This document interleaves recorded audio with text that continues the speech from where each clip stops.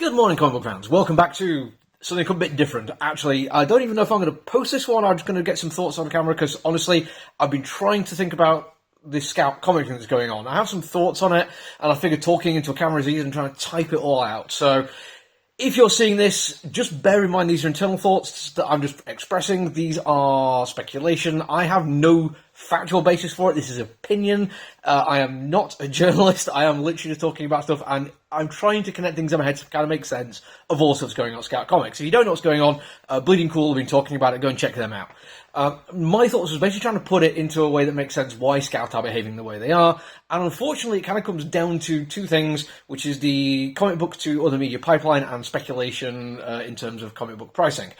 This is not to say this is what's going on. Again, I'm probably going to repeat myself that this is just an opinion repeatedly throughout this video. I do apologise for that one, but I want to make sure I'm not going to get sued by Scout Comics.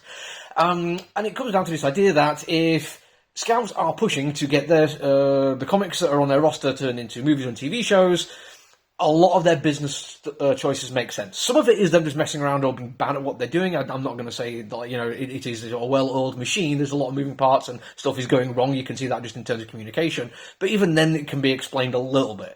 Because if you're intending to get a comic book into a movie or TV show, and this happens a lot, like every week or so I see something like this happening. Recently, Distorted from Scout Comics got announced that had been optioned for something, and the prices went up.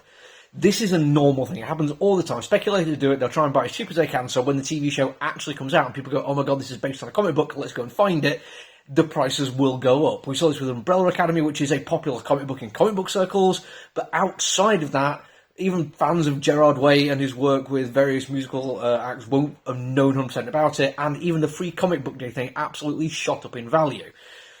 More so when it's small and independent stuff, or at least stuff that's not well in the mainstream. We get asked in this store a lot, it's like, oh, when the new Deadpool movie's out, does you see an increase in sales? It's like, not really. It's not like people didn't know Deadpool was a comic book character. If you were a fan of the comic book, you've already been reading it. Everyone knew Flash was a comic book, or Superman, or Batman.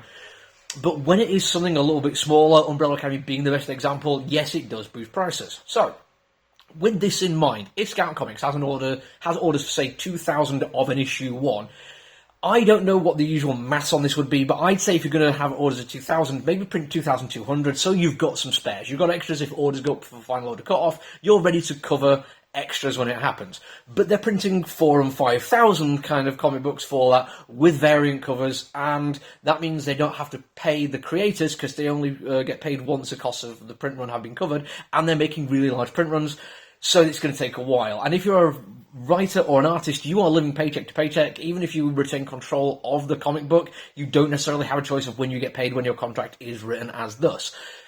It means a lot of the money stays in Scout Comics. There's a thought I had here about why some of them haven't taken salaries, but I think there's like dividend payments that they should still be able to take out. I don't know how the US tax system works compared to the UK, but if these people are gambling on speculative, and again, I'm not saying they are, I'm saying they might be doing, then it still makes sense that they can still earn their money this way. But why print that many? Well, if you're going to have 2,000 orders and you send 2,200 out to places like Diamond UK or Luna or Previews World, you're going to have a lot left on the website. In the warehouse, you can sell on the website. And if down the line it gets announced it's going to be made into a TV series or a movie, sales are going to go up. People will be looking for the cheapest ways to get hold of it so they can flip it and make more money. This is just a thing that happens. This is no news to anyone here. But if you've only sent out the 2,200, they're going to go fairly quickly, prices will start to go up, people will be really hunting to get them cheaply. It's basically scarcity. In this case, they're fabricating scarcity because they've done a much bigger print run, which they've kept themselves.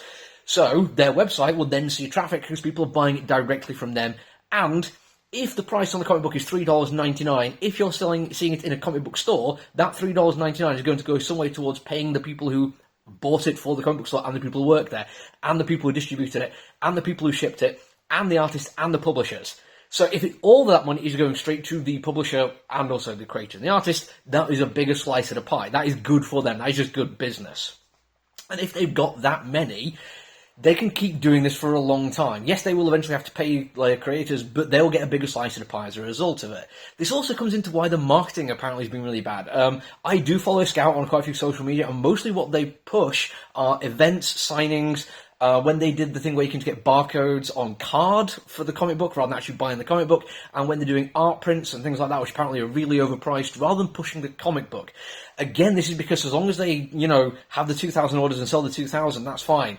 If they really, really push it, they could end up with way more interest in it, and it means they're selling it direct to publishers, to suppliers and distributors, which basically means they're getting less for that. Now, again, I'm not saying this is what they're doing. I want to make absolutely certain that nobody thinks I am accusing them of this rampant profiteering. I'm simply saying this is a possibility. If you work for Scout Comics and you want to refute this, I am more than happy to have you do this. Call me out on it. Say I am literally just expressing opinions. I have no problem being told my opinions are wrong. If you've worked with Scout and any of this makes sense to you, and I've read quite a few of the statements on the Bleeding Cool website about this kind of thing, or again, if you want to refute it, if you worked with them and you've had no problem whatsoever, again, I encourage you to engage with this. I'm probably going to put this on a couple of social media platforms, nothing too major.